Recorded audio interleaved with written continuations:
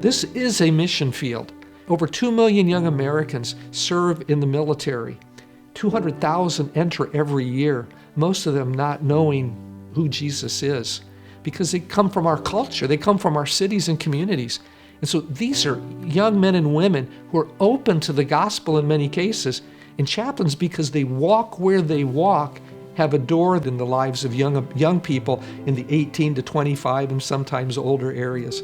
So you get to preach, you get to evangelize, you get to disciple. I mean, it's got to be the best of all worlds for someone who wants to reach their world for Jesus.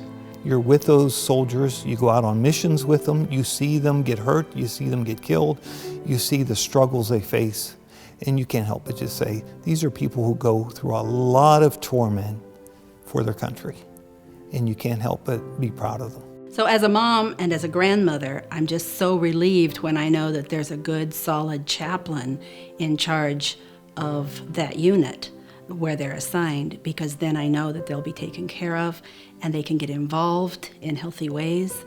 And it's just beautiful to watch the dynamics as I watch especially the military spouses and how they can help each other under the guidance of the chaplain.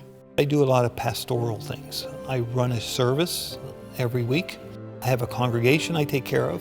I resource other chaplains, so I have a ministry to them, regardless of their faith. I have a ministry to my own family. And so there's lots of aspects, a lot of discipleship. I teach a Bible study every week. I want to give a shout out to Dr. Kenneth Edwards, who is among those thousands of men who've answered the call to military chaplaincy. He was a captain that led me in my first chapel experience. I can trace my call to ministry back to Fort Bragg, North Carolina. Never thought I'd want to go back there. I trace it back to Fort Bragg, 1971. I wanted to know the God of the Bible. And I went to that chaplain, and I used to sit in that service and listen to that man preach. And he was like an angel to me. I knew people who said they were Christians, but this man knew Jesus.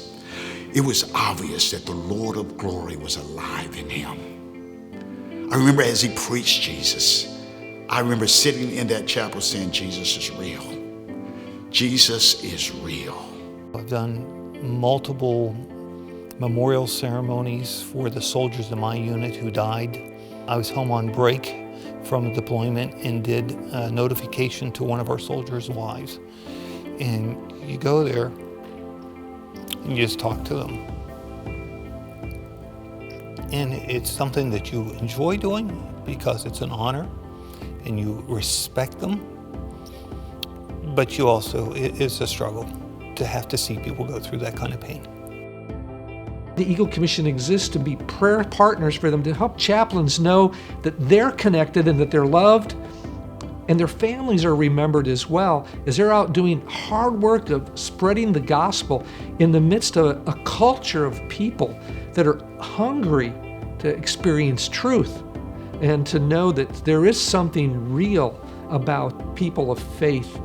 And as they walk in their boots, literally, and live their lives with them. Churches have a great opportunity in supporting the Eagle Commission because of their recruiting, training, encouraging of men serving as chaplains in the military. It multiplies a local church ministry all over the world.